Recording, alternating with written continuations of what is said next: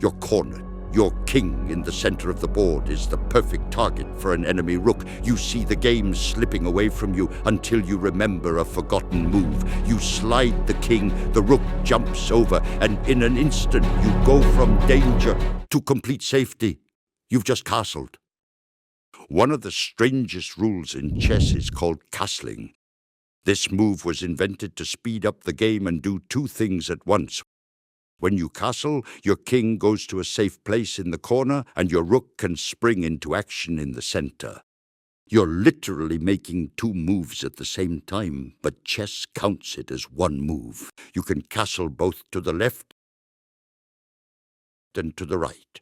In both cases, the king moves only 2 squares, and then the rook moves from one side to the other side of the king. Castling is a great move. However, there are some situations that prevent castling. First of all, you cannot castle if you're in check. You must stop the check before castling. Second, you cannot castle if the king passes through a threatened square or if, after castling, the king ends up in check.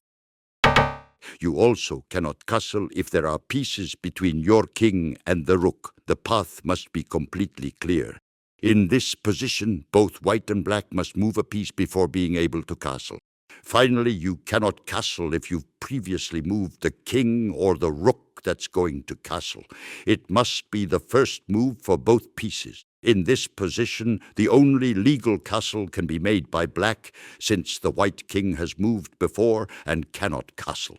Notice that black can only castle with the h8 rook since the other rook has already moved.